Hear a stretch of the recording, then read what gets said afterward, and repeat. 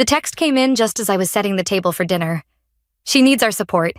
I'm moving in with her. Already emptied our joint account. Haha. My hands didn't shake as I read it. My voice didn't waver as I called my son down for dinner. The only sign that my husband of 14 years had just shattered our marriage with one careless message was the slow, deliberate way I put down my phone. I stared at the words. She needs our support.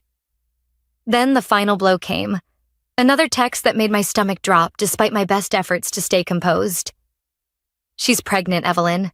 We have to be there for her. I know this is a lot to take in, but we can be adults about this. Pregnant.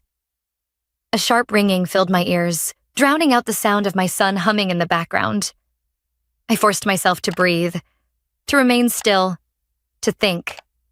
My sister, Lily, 9 years younger than me, the baby of our family, the one I practically raised after our mother passed away, and my husband. I had spent years loving and trusting them both, only to find out that behind my back, they had built something of their own. I continued setting the table, my movements mechanical. The warm glow of the dining room lights, the scent of roasted chicken, my son's innocent voice. It all felt normal, like my life hadn't just collapsed in a single moment. I typed my response. Congratulations. No anger, no emotion, just that one word. If Michael thought I would break down, beg, or scream, he was about to be very disappointed. The signs had been there. Looking back, I could see them. The late nights at work, the way he had started being extra generous with Lily, offering to help her move into her new apartment, just checking in on her constantly. Lily had even joked about how lucky she was to have Michael in her life. Not every brother-in-law is this supportive, you know. I had never questioned it. Why would I? Michael and I had built a life together. A home, a family, a future. We had a 12-year-old son who adored his father. I trusted him. And Lily, she was family. Family doesn't betray you. Until they do. The betrayal didn't break me. I was already 2 steps ahead because 3 months ago I had found something. A receipt tucked into Michael's jacket pocket. A hotel charge on a night he swore he was out with friends. That was the first crack in the foundation. Instead of confronting him, I had done something better. I prepared. While Michael was out working late, I had sat at my laptop, quietly rerouting my personal savings into a separate account. The joint account? I left just enough in there to keep him from getting suspicious. I had even checked our credit card statements, finding more than one suspicious charge. Flowers, jewelry, hotel rooms. I had already suspected an affair, but I never, in my worst nightmares, imagined this. Now, Michael thought he had emptied our joint account, thinking he had won. He was about to learn the truth. The money he had drained, it wasn't much. The house he thought he could walk away from, it was in my name. The future he had stolen, it wasn't his to take. That night, after putting my son to bed, I poured myself a glass of wine. The expensive bottle Michael had been saving for a special occasion. This seemed fitting enough. My phone buzzed again. I know this is hard for you, but Lily is young. She was scared. It just happened. We never meant for it to go this far. Please don't make this ugly. I actually laughed. Ugly? He thought I was the one making this ugly. I took a slow sip of wine before forwarding the message to my lawyer, the one I had quietly retained 2 months ago. Then I picked up my phone and typed my response. I understand. You're right. She needs your support. Take care of her. And then I waited for him to realize the trap he had walked into. Because while Michael was celebrating his new life, while he thought he had gotten away with betraying his wife, his family, he had no idea. By the time he figured it out, it would already be too late. Michael didn't reply to my last message. Maybe he was expecting more. Anger, tears, a desperate plea for him to reconsider. But I had given him nothing. Just a simple, take care of her. I imagined him staring at his phone, waiting for me to fall apart. But I had already put the first part of my plan in motion. The next morning, I went about my routine as if nothing had happened. My son, Ethan, was my priority. "Where's Dad?" he asked as I packed his lunch for school. I smiled, keeping my voice calm. He had to go help Aunt Lily with something. It wasn't a lie. Ethan shrugged, too busy grabbing his backpack to question it. He didn't need to know the details. Not yet. As soon as he was out the door, I made my first call. "It's time," I told my lawyer. She had been expecting this. We had been preparing for months. Step 1, freeze all shared accounts. Michael thought he had drained our finances, but the real money? That was untouched. Step 2, lock him out of the house. It was in my name, always had been. Michael had pushed to put his name on the deed last year, but I had brushed it off, saying we'd handle it later. Now, later was never. The locksmith arrived within the hour. I watched as our front door keys became useless in Michael's hands. By noon, I had filed for divorce under grounds of adultery. Michael still hadn't reached out. Maybe he thought I was processing things, that I was curled up somewhere crying while he played house with my sister. I let him have his illusion for a little while longer. That afternoon, while I was reviewing legal documents, my phone buzzed. Lily. I hesitated before answering. Evelyn. Her voice cracked. Please don't hate me. I took a slow breath. I don't hate you, Lily. That was the truth. I pitied her. She had no idea what she had gotten herself into. James said you told him to take care of me. She continued, sniffling. Does that mean you forgive us? I almost laughed. Forgive? Michael had groomed her into believing he was her savior, the man she needed. He had whispered sweet promises to her while still sleeping next to me in our bed. And now, he was her problem. Of course, I said smoothly. You'll see soon enough. A pause. I wanted to talk to you before you hear it from someone else. She stammered. Michael wants to move into my apartment, but it's so small. He said maybe we could... there it was. Michael's plan had never been about taking responsibility. He was banking on moving back into my house, the home I owned, under the pretense of supporting Lily. They expected me to let him back in. I bit back my smirk. I'm so glad you called, Lily, but I'm afraid Michael won't be able to move back here. A beat of silence. What do you mean? I glanced at the freshly changed locks. I mean, he doesn't live here anymore. Her breath hitched. She didn't know. Michael had never told her that the house was mine, that he had no claim to it. I heard her shuffle the phone as if turning away. Then, muffled, she whispered, Michael, what does she mean? I could picture it perfectly. Michael freezing, his expression twisting as he realized I had already cut him off. That was when I hung up. A few hours later, Michael finally texted me. What the hell, Evelyn? You changed the locks? I let him wait. The next message came minutes later.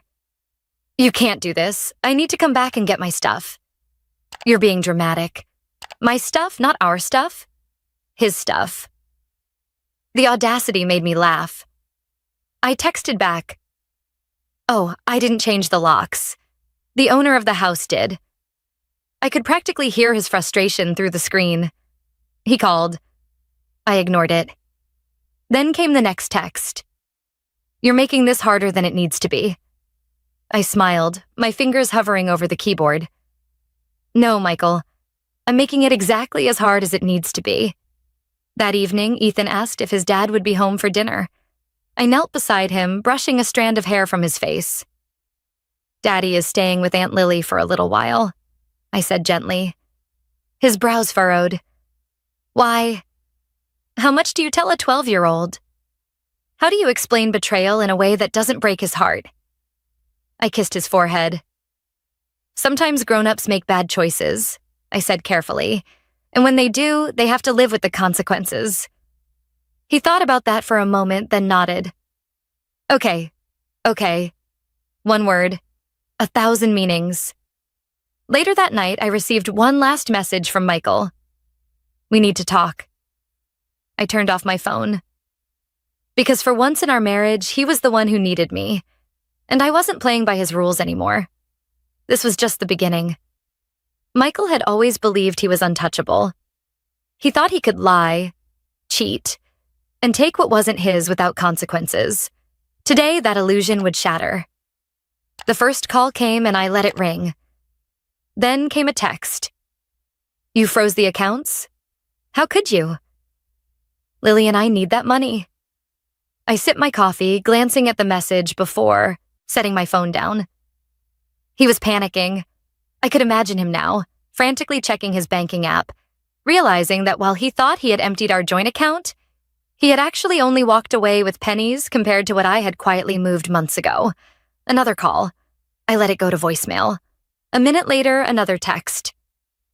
"You can't just leave us with nothing. Lily is pregnant, Evelyn. We're starting a family. I almost laughed. Michael had abandoned his first family without hesitation, and now he expected sympathy for creating a new one. He wasn't asking for support. He was demanding a bailout. My lawyer called. Michael's attorney reached out. "He's claiming you acted maliciously by freezing the accounts." I smirked. "Did you tell them I did it legally?" She chuckled. "Of course. And that the house was never his. It seems that was a surprise to him." "Let him be surprised," I said, stirring my coffee. "It's about time he learned that actions have consequences." She paused. "There's something else. Michael tried to withdraw money from his personal accounts this morning. Apparently, his credit cards are maxed out." I raised an eyebrow. "His lawyer didn't say it directly," she continued, "but I think Michael assumed he could live off your money while playing happy family with Lily. Now he's realizing he has no financial safety net." Good. Michael had been reckless for years, spending money like it would never run out.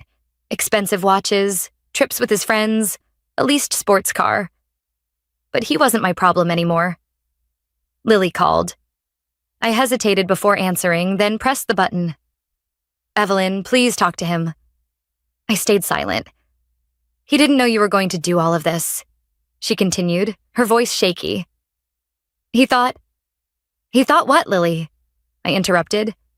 "That he could cheat, steal, and still walk away with my home, my money, my life?" She sniffled. "We're having a baby. And that's my problem how?" A pause then. Quietly, she admitted. "Michael told me he had everything under control, that we wouldn't struggle." I leaned back, exhaling slowly. Lily was young, naive. She had been foolish, but I wasn't interested in punishing her. "You made your choice, Lily, and now you have to live with it." She started crying. "I don't know what to do. We don't even have a place to stay. My lease is up next month." And Michael said what? Silence. I already knew. Michael had promised her the house. That's why he hadn't been truly worried before. He had assumed he could waltz back in, bring his new family with him, and I would just accept it. I laughed under my breath. "You're going to have to figure it out, Lily," I said finally, just like I did. And then I hung up. Michael showed up at my doorstep, banging on the door. "Evelyn, open up." I let him knock. Then, after a minute, I opened the door just enough to look at him, but not enough to let him in. His face was red, his hair disheveled. He wasn't the arrogant man who had sent me that smug text days ago. Now, he was desperate. "You need to let me in," he demanded. "No, Michael," I said simply. His jaw clenched. "Evelyn, don't do this. Lily and I are about to have a baby. You're punishing us for something that just happened. You think this is punishment?" I raised an eyebrow. "No, Michael, this is simply you getting exactly what you deserve." His expression twisted. "I knew you'd be vindictive." I smirked. "You thought I'd be weak." He scoffed. "You can't just throw me out like trash. I was your husband for 14 years, and you threw it all away for a fling with my sister." He flinched. "You made your choices, Michael, and now you get to live with them, just like Lily does." I started to close the door, but his next words stopped me. "I'll fight for the house. I have rights," I smiled. He still didn't get it. You don't have a leg to stand on, Michael. The house was mine before we ever got married. It's not a marital asset, and thanks to the divorce paperwork I already filed, the courts will see that you abandoned our marriage for another woman. His face paled. He hadn't expected me to act so quickly. I tilted my head. But go ahead, hire a lawyer. See how that works out for you. Oh, wait. I gave him a mocking smile. You can't afford one, can you? His nostrils flared. He was seething now, fists clenched at his sides. I could see it. The moment he realized he had played himself. You're going to regret this, he muttered. I shrugged. Doubt it. Then I shut the door in his face. That night, as I sipped another glass of wine, I got a text from my lawyer. Michael's attorney officially acknowledged the divorce filing. Also, they're requesting a meeting. Seems like Michael is struggling. I smiled. This was just the beginning. Michael thought he could betray me, steal from me, and walk away unscathed. But I had planned for this every step of the way. And by the time he realized just how far ahead I was, it would already be too late. I sat in my lawyer's office, reviewing documents. Michael is scrambling, she said, flipping through the paperwork. His attorney is already asking about mediation, which means he knows he doesn't have much to fight with. I smirked. I assume they're hoping I'll be reasonable. She nodded. They'll likely push for some kind of financial settlement, but given that he abandoned the marriage and engaged in adultery, the courts won't be in his favor. Good. I leaned back in my chair, exhaling slowly. I had spent years sacrificing, compromising, trying to make things work with Michael. Now I owed him nothing. My phone buzzed with a call from an unknown number. I answered, expecting another legal update. Instead, I was met with a frantic voice. Lily. Evelyn. She sounded panicked. Michael he's losing it. He's talking about suing you for financial damages. He's saying you ruined his life. I stifled a laugh. I ruined his life? He's broke, she continued, her voice shaky. He tried to use one of his credit cards this morning, and it got declined. And when he called the bank, they told him he had overdraft fees. He's blaming me, Evelyn. Of course he was. Michael had never taken responsibility for anything in his life. I sighed, my voice eerily calm. Lily, what do you expect me to do? She hesitated. I don't know, but I'm scared. He's different now. He's not the same Michael. He yells. He blames me for everything. He keeps saying that if I hadn't gotten pregnant, none of this would be happening. Ah, there it was. The ugly truth she hadn't been ready to see. Michael never loved her. She was a mistake he was trying to undo.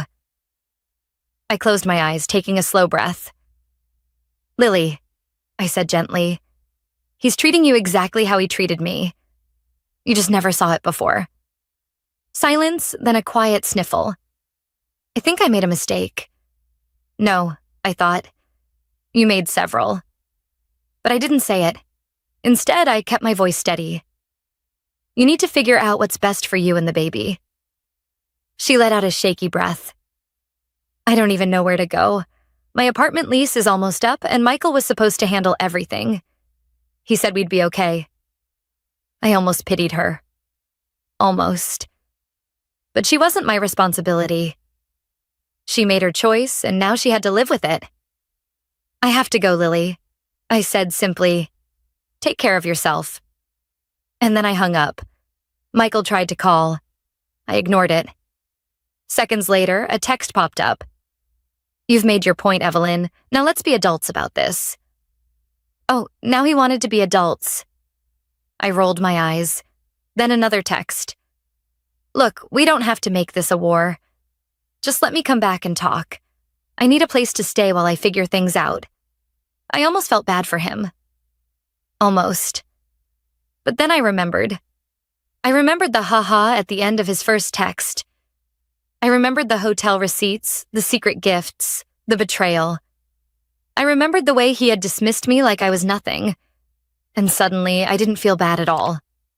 I typed a single response. Figure it out yourself. Then I blocked his number. That night, my lawyer sent me a delightful update. Michael had officially lost access to the last of our joint assets. His lawyer had requested a meeting. They wanted to negotiate. I smirked. He thought he had options, but he didn't realize I was already 5 steps ahead. Michael was unraveling faster than I had anticipated. I had expected him to struggle, to stumble through the mess he created, but I hadn't expected just how fast his world would crumble. I watched from a distance, knowing that his downfall was of his own making, and soon he was about to hit rock bottom. My lawyer called. "You're not going to believe this," she said, almost laughing. I took a sip of my coffee. "Try me. Michael is being evicted." I nearly choked. Evicted from where? Lily's apartment, she explained. Apparently the lease was only in her name, and because she hasn't been able to keep up with the rent, the landlord served them an eviction notice last night. I let out a low whistle. "So they're both homeless?" "Looks like it," she said. "Michael must have assumed he could live off you forever." He clearly wasn't planning on supporting Lily. I leaned back in my chair, shaking my head. He had abandoned his home, his family, and his entire life for my sister, only to find himself without a roof over his head. It was almost poetic. I got a call from an unknown number. I answered, already suspecting who it was. And sure enough, Michael's voice came through the speaker. "You had no right to do this to me." I smirked. "Do what, Michael? Leave you to deal with the mess you created? You froze the accounts, took the house, and left me with nothing." He spat. "I don't even have a place to sleep tonight. Do you even care?" I rolled my eyes. "Michael, I stopped caring the moment you packed your bags and left for my sister." He let out a bitter laugh. "You act like I planned for this to happen." "Didn't you?" I challenged. "You thought you could run off, build a perfect life with Lily, and still come back when you needed something. You thought you could cheat, steal, and destroy our marriage without consequences." He was silent. "Well, guess what?" I continued. "You don't get to play the victim now." Michael exhaled harshly. "Evelyn, listen. Lily is... She's not what I thought she was. She's immature. She doesn't understand how hard life is." I smirked. So it had finally happened. He had realized that Lily was not his fantasy escape from reality. She was a young, naive woman who had no idea what she was getting into. "She's pregnant, Michael," I reminded him. "This is what you wanted, remember?" He groaned. "She wants me to find a way to fix everything, like I have some kind of magic wand." "She doesn't get it. We have no money, no home, no future." I cut him off. "And whose fault is that?" He didn't answer. I smiled, shaking my head. "You know what's funny, Michael? You thought Lily was an upgrade. You thought she was better than me. More exciting, younger, easier. But the moment things got tough, she turned to you to solve it. And guess what? I let the silence stretch before delivering the final blow. You were never the kind of man who could solve anything." His breath hitched. "Evelyn, please, just let me come back. Just for a little while. I need time to figure things out." I laughed out loud. "You seriously think I'd let you step foot in my house again?" I said. "You're delusional. Evelyn, don't do this. You're not like this." I smirked. "You never really knew me, Michael." And then I hung up. By noon, I received a text from Lily. "I don't know what to do." Michael left. He just walked out. He said he needed space to think. I stared at the message. So Michael had abandoned her too. It was only a matter of time. He never wanted responsibility. Not for me, not for Ethan, and certainly not for a pregnant 25-year-old with no money. I let the text sit there for a moment, then I typed my response. "Now you know what it feels like." And I left it at that. I sat at my kitchen table, sipping a well-deserved glass of wine. My lawyer had officially finalized the divorce terms. Michael had nothing. No house, no money, no credit, no safety net. He had lost everything. And I had gained peace. As I glanced at my phone, I saw one last notification. A voicemail from Michael. I didn't listen to it. Instead, I deleted it. Because for the first time in 14 years, Michael was no longer my problem. The last remnants of Michael's presence in my life were gone. The divorce finalized, the house mine, the money he thought he had stolen frozen and reclaimed. For the first time in 14 years, I was free, and I had never felt stronger. It had been 3 weeks since Michael's final plea. I hadn't heard from him since. I knew through mutual acquaintances that he was bouncing from couch to couch, crashing with old friends who were quickly getting tired of his presence. His savings were gone, his credit ruined, his job prospects non-existent. He had burned every bridge he had, and now he was drowning. Meanwhile, I was thriving. I walked into my boutique, the business Michael had mocked as a little hobby, and greeted my employees with a warm smile. Sales had been better than ever. In fact, I was in the middle of expanding, looking at locations for a second store. My real success had come when I stopped shrinking myself to accommodate a man who had never deserved me. My phone buzzed with a text from my lawyer. Just a heads up, Michael filed an appeal to revisit the financial settlement. Judge dismissed it immediately. He was also ordered to pay court costs. I smirked. Even in his downfall, he was still trying to manipulate his way back, but this time no one was coming to save him. That afternoon, while I was finalizing new business plans, I saw a familiar name pop up on my phone. Lily. I debated ignoring it, but curiosity won. I answered with a simple, "Yes?" She hesitated. "I just wanted to say you were right." I leaned back in my chair. "About what?" "About Michael," she admitted. He left. He told me he wasn't ready to be a father and that I should have been smarter about birth control. I clenched my jaw. Of course he did. Michael had spent years blaming me for everything. And now Lily was his new scapegoat. She sniffled. I thought he loved me, but he just used me. And now I'm pregnant, alone, and I don't even know how I'm going to afford this baby. I exhaled slowly, choosing my words carefully. "I feel sorry for you, Lily," I said truthfully, "but I don't owe you anything." She let out a shaky breath. "I know. I just needed you to know I regret everything. I ruined my relationship with you for a man who never even cared about me." Silence stretched between us. Finally, I said, "I hope you learn from this." And then I hung up. I was getting ready to close the boutique when my assistant walked in with an amused expression. "You're not going to believe who I just saw outside," she said. I raised an eyebrow. "Who?" "Michael," she said, shaking her head. He was standing across the street, just staring at the store. I blinked. "He came here?" She nodded. "He looked terrible, Evelyn, like unshaven, wearing the same clothes from days ago and just lost." I glanced out the window, but he was already gone. Still, I knew what this was. He was realizing what he had thrown away.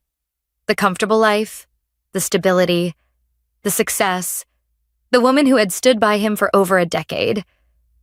And now he had nothing.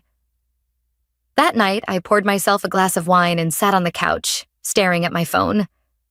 Michael's number was still blocked, and I had no desire to change that. I opened my laptop instead, browsing locations for my second boutique. I smiled to myself. This was what moving on looked like. Not revenge, not anger, not waiting for an apology that would never come. Just building something better. Because while Michael was stuck in the ruins of his past, I was thriving in my future. And I had never looked back. Looking back, I learned that strength isn't just enduring pain. It's choosing yourself when others betray you. Michael's deception and Lily's naivety shattered my trust, but they also revealed my resilience. I spent years building a life for us, sacrificing my dreams to keep the peace, only to realize that love and loyalty must be earned, not assumed. The betrayal taught me to protect what's mine. My home, my money, my heart. I learned to trust my instincts. Those quiet suspicions were my truth all along. Most importantly, I discovered that freedom comes from letting go. Not of anger, but of the need to fix others' mistakes. Michael's downfall wasn't my victory. My thriving business, my bond with Ethan, and my newfound peace were. I learned that family isn't defined by blood or vows, but by those who honor you. Lily's regret and Michael's desperation showed me that consequences catch up and I don't need to chase them. I'm enough. Stronger, wiser, and ready to build a future on my terms, never again shrinking for someone who doesn't see my worth. I never thought I'd marry again. Disappointment leaves a mark you can't shake. My first marriage was a slow bleed, a lesson in how love can turn sour when it's built on sand. By the time I walked away at 32, I was done. I told myself I'd thrive on my own, just me and my goals, career first, no complications. I'd sip coffee in my quiet apartment, chase promotions, and let life unfold on my terms. That was the plan, and it felt solid, like armor I'd forged from the wreckage. But fate's a tricky thing. It doesn't care about your plans. It brought me Mark, a man so unlike my past, he might as well have been from another world. He didn't just teach me love, he made me believe it was real, something worth risking again. I'm 40 now, and looking back, I see it clear as day. Leaving that first life behind was the best choice I ever made. No regrets about the divorce, none about moving forward with Mark. He's not just a husband, he's proof that happiness doesn't give up on you, even when you've given up on it. My ex? He's a shadow I barely recall, a smug face fading in the rear view. But Mark? He's the present, the future, the steady hand that pulls me toward something better. I used to think love was a trap, a luxury I couldn't afford. Turns out, I was wrong. And tonight, as I sit here waiting for another chapter with Mark to unfold, I can't help but wonder, what twist of fate is coming next? Stick around, because this story's just getting started. 6 years with Mark, and I still catch myself smiling at how good it feels. I'm 40, he's 45, and we've built a life that's ours, no kids, no chaos, just us. Some might call it empty, but to me it's full of quiet moments that mean everything. Kids were never in the cards, and that's fine. We've crafted something just as rich. Time together, no distractions.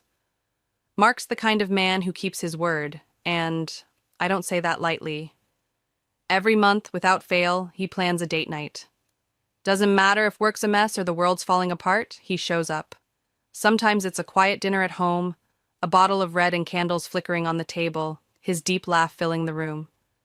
Other times, he whisks me off to the coast, waves crashing under starlight, my favorite place to breathe. It's not grand gestures, it's the steadiness, the way he makes me feel like I matter. My first marriage? That was a drought. Years of being invisible, a prop for someone else's ego. With Mark, I feel seen, like I'm not just along for the ride, but driving it too. Tonight's one of those nights, our little anniversary ritual. He's got something planned, and I can feel the buzz in my chest already. 6 years in, and he still surprises me, not with flash, but with heart. I think back to that woman I was, swearing off love, building walls. If she could see me now, she'd laugh, or maybe she'd cry, relieved. Mark's not perfect, but he's mine, and I'm his, and that's more than I ever thought I'd get. My ex couldn't hold a candle to this, not then, not ever. And as I slip into my dress for tonight, I know one thing for sure. I'm exactly where I'm meant to be. Mark's outdone himself this time. I can feel it. He reserved a table by San Francisco Bay, some upscale spot with a view I've been buzzing about all week. "You'll love it," he said, that gentle grin of his lighting up his face. And I believed him. It's not just the place. It's knowing Mark will make it magic, like he always does. I've been counting down the hours, picturing the ocean stretching out under the night sky, lights dancing on the water. He knows I'm a sucker for the sea, and he plays that card every chance he gets. As we pull up, the restaurant gleams ahead, perched on a cliff like it's floating. Inside, It's everything I'd hoped. Glass walls hugging the ocean, soft lights glowing gold across the room, piano chords weaving through the air. The tables are draped in crisp white, candles flickering like little stars. It's perfect, I think, sinking into my chair across from Mark. He pours me a glass of wine, his eyes catching mine with that familiar warmth. Like it? He asks, voice low and steady. Love it, I say, and I mean it. Every second of this, of us. The menu's a blur. I'm too caught up in the moment, the way the bay sparkles beyond the glass. It's our 6th anniversary, and I can't imagine celebrating anywhere else. Mark's got that look, like he's proud to be here with me, and it hits me how far I've come. This isn't just dinner, it's a promise kept, another thread in the life we've woven. I lean back, letting the piano's melody wash over me, the night stretching out like a dream. Whatever's coming, I'm ready, because with Mark, it's always special. Little do I know, fate's about to throw a curveball my way. I'm lost in the ocean's shimmer, the dark water glinting beyond the glass, when a voice slices through the calm. Still hooked on the sea, huh? Too bad it won't fix your reality. My whole body locks up. A cold I haven't felt in years slinks down my spine. I know that voice, that smug drawl. Slowly, I turn, and there he is. Greg, my ex-husband, standing behind me like a ghost I thought I'd buried. He slides into Mark's empty seat, smirking like it's his right. Same cocky grin, pricey suit hugging his frame, but age has dulled his edge. Lines crease his face, his narrow eyes sharp with condescension. He's not the king he imagines, not anymore. A wave of disgust rolls through me, but I force my voice steady. It's been a long time, Greg. He scoffs, leaning back like he owns the place. Never thought I'd catch you in a joint like this. What, did you scrimp for months for a fancy night out? His laugh grates, loud and hollow, drawing a few glances. I cross my arms, meeting his gaze with a small, knowing smile. You're wrong. I'm here because my husband wanted to, not because I scraped by.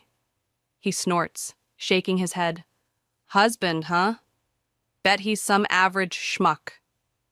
Don't tell me you fell for another broke nobody, Wendy. My chest tightens, not from hurt, but from the sheer gall of him, still acting like I'm beneath him after all these years. I stay silent, letting him dig his hole. Emboldened, he leans forward, arms crossed, voice dripping venom. What's the deal? Still in cheap threads like before? Or maybe your new guy's just scraping by, dragging you here for a one-off splurge? The slow burn of anger flickers inside me. I don't regret leaving this creep, not for a second, but his nerve treating me like a joke stings the air. I glance toward the restroom, willing Mark to hurry back. Greg chuckles, eyes gleaming. Or maybe, he drawls, you haven't told him about me. Greg Larson, the successful man you let slip away. I laugh, sharp and cold. Successful?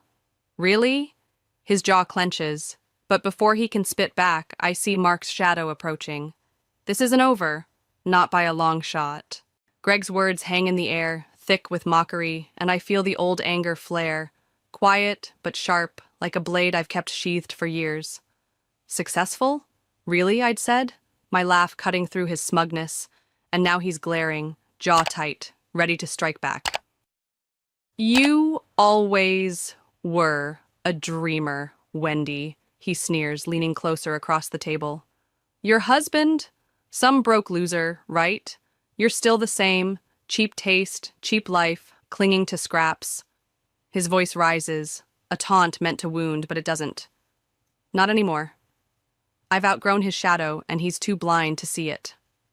I sit straighter, my reply cool and measured.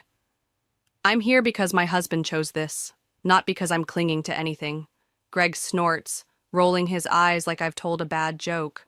Oh, please, another nobody then. Bet he's just some desk jockey hauling you here to pretend you're somebody. Before I can answer, a deep voice cuts through the haze. Excuse me, that's my seat. I look up and there's Mark, standing behind Greg, his frame steady and calm, eyes locked on my ex with a quiet intensity. Relief washes over me, but I catch the flicker in his gaze. He's assessing, not just reacting.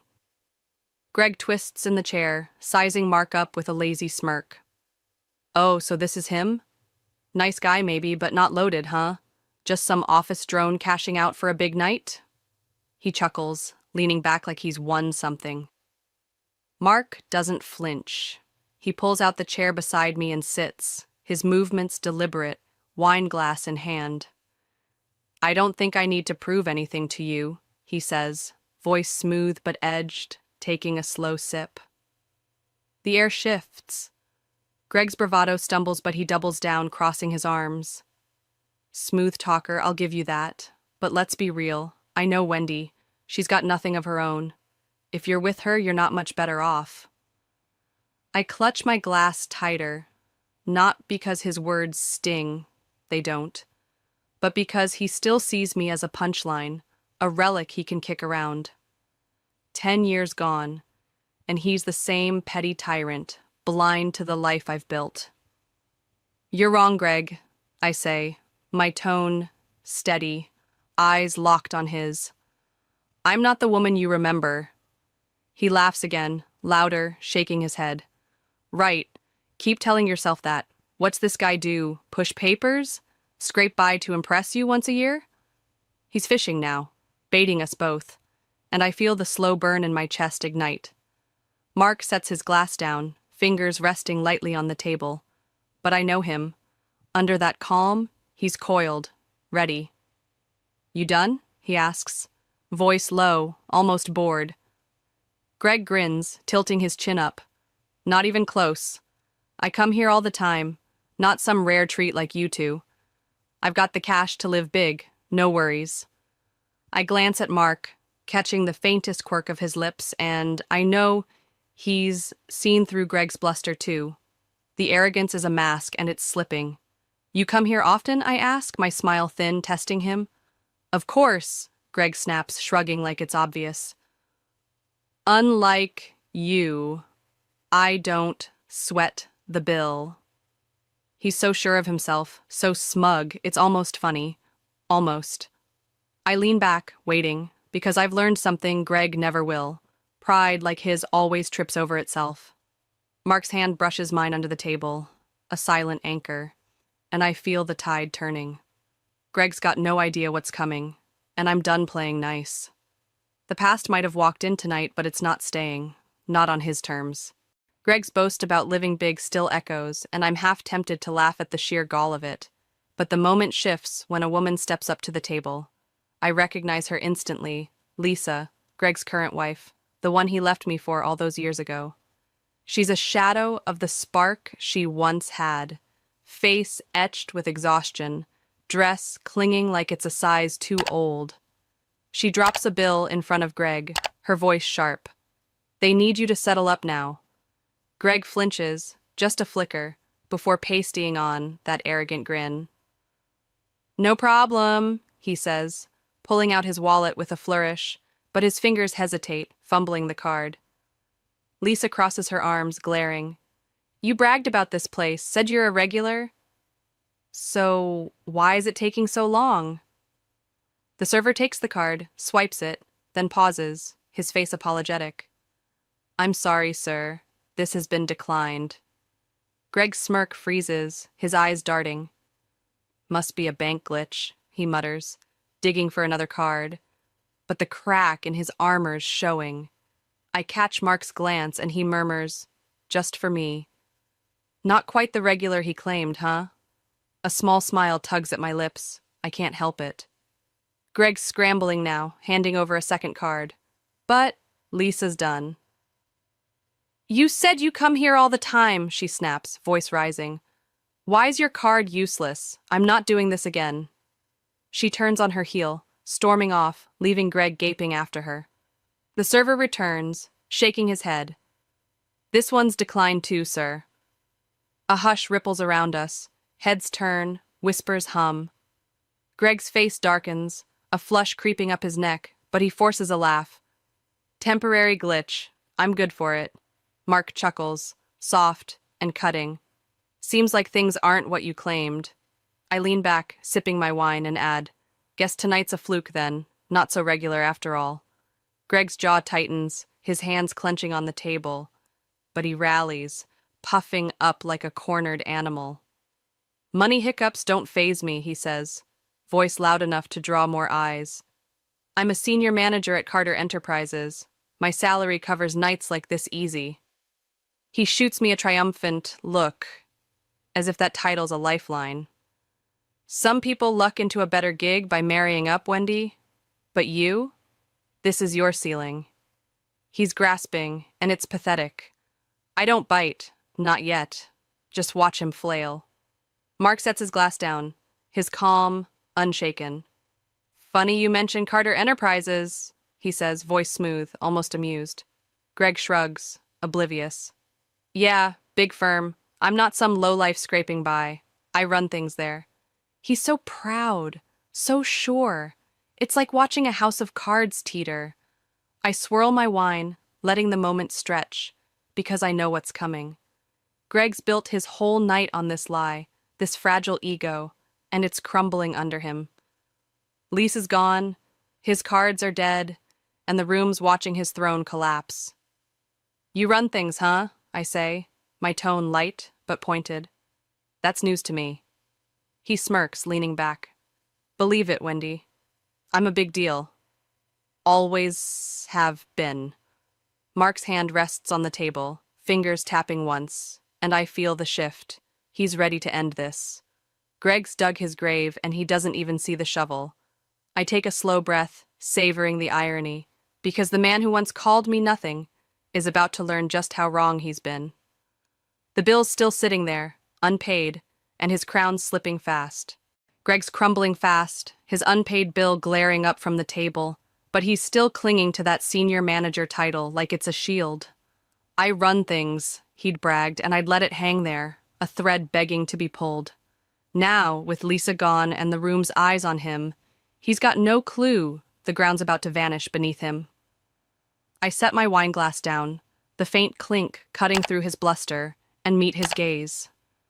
You run things at Carter Enterprises? I ask, my voice calm but laced with something sharp. He nods, smirking like he's back in control. Yeah, Wendy. Big firm, big role. I'm not some nobody. Mark's fingers tap the table once more, a signal I know well, and he reaches into his jacket. With a casual flick, he slides a sleek black card across to the server, its metallic sheen catching the light.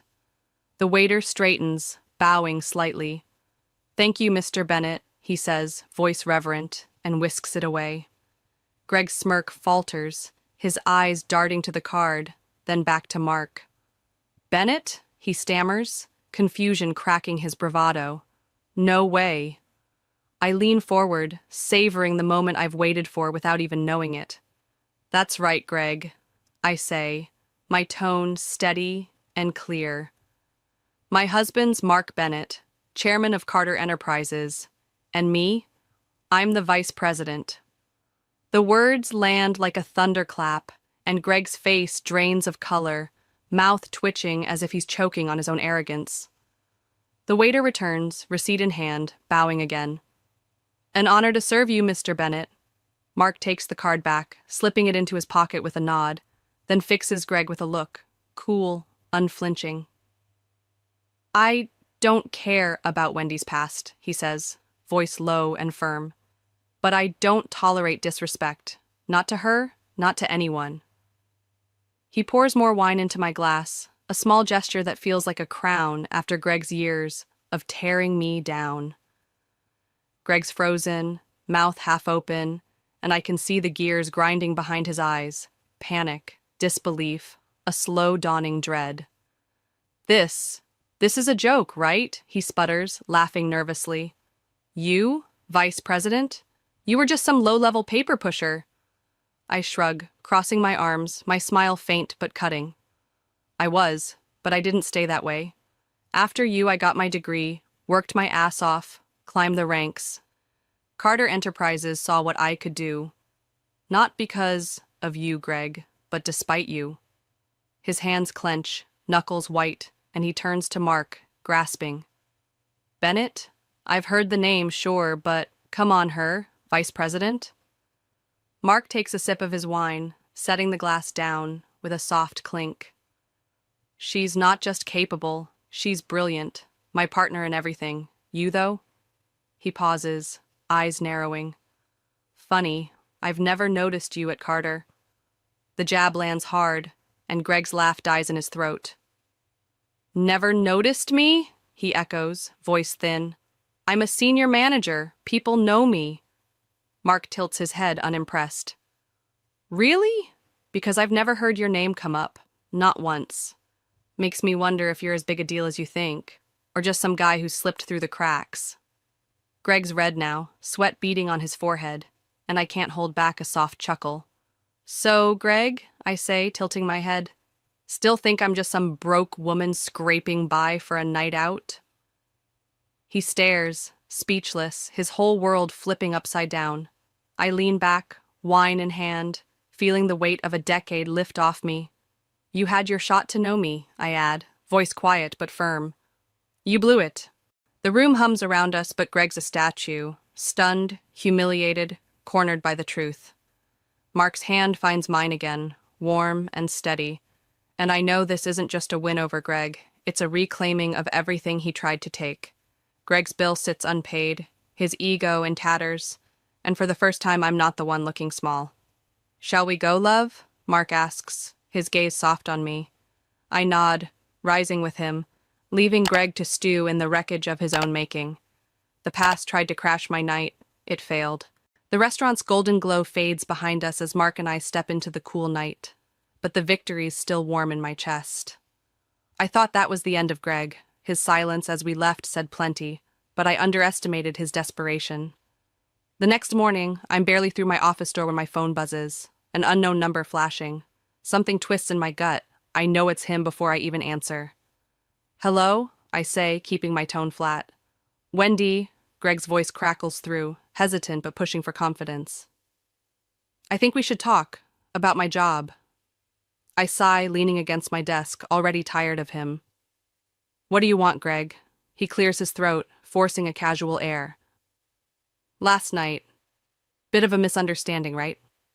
I didn't mean to disrespect you or your husband, just caught off guard. No one could have guessed you'd be vice president, you know? His backhanded jab stings, but I let it slide, gripping the phone tighter. Why should I care? I ask, cutting through his flimsy excuse. He stumbles, then rushes on. Look, I heard about the termination talk. There's gotta be another way. You can talk to Mark, convince him to let me stay. I let out a cold laugh, shaking my head even though he can't see it. And why would I do that? Silence stretches, then his tone sours, bitterness seeping in. Because you were my wife once, Wendy. You owe me that much. The nerve of him lights a slow fire in me, and I straighten, voice dropping low. Owe you? You really think I owe you anything? He doubles down, desperate now. Yeah, without me, you'd still be some nobody clerk with no future. I gave you a push. I laugh again, sharper this time, the anger steadying me. Is that what you tell yourself?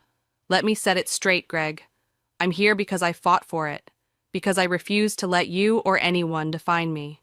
You didn't push me, you held me back. He's quiet, caught off guard, and I press on, each word a blade. You're not losing your job because of last night. It's your attitude, how you treat people, the crap you've pulled at Carter. This was coming and you've got no one to blame but yourself.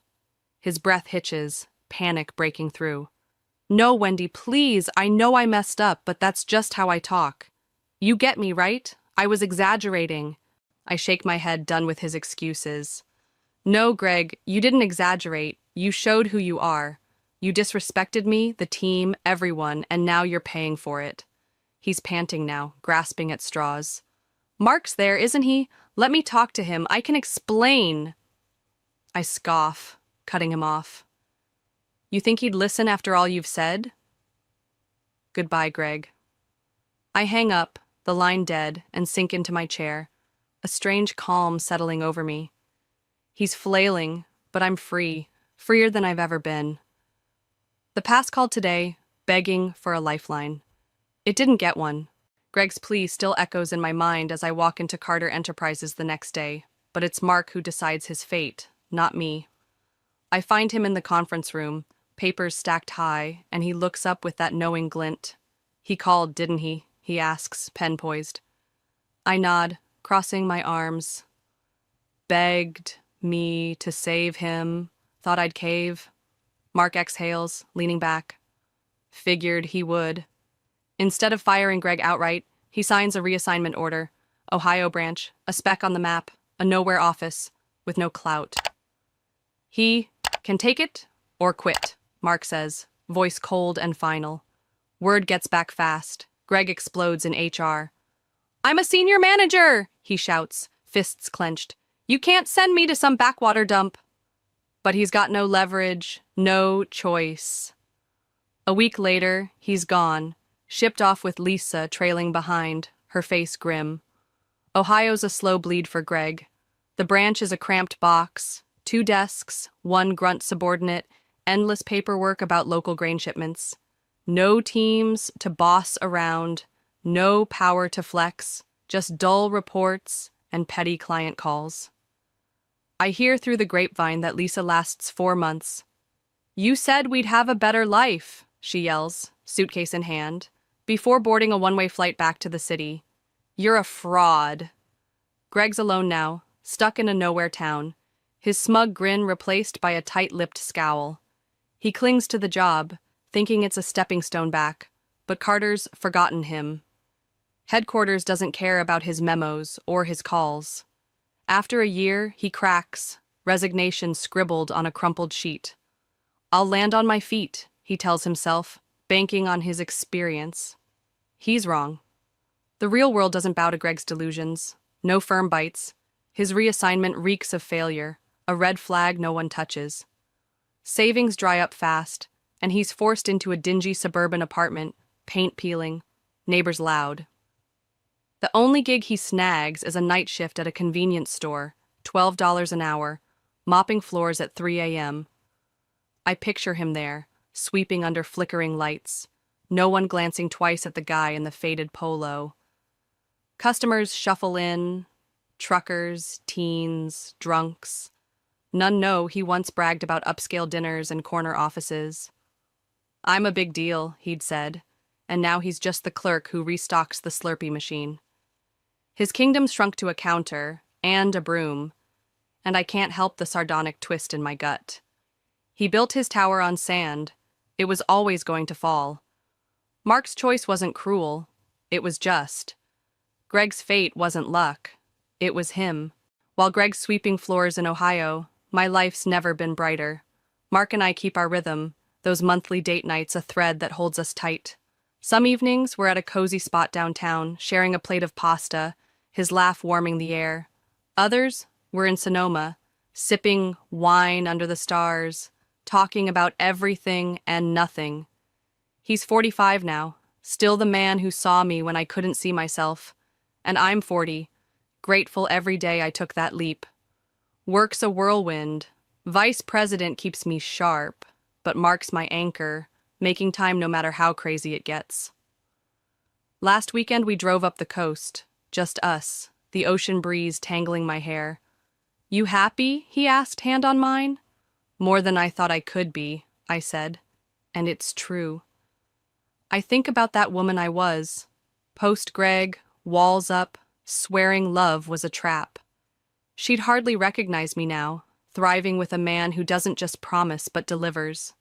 My first marriage was a cage. This one's a wide open sky.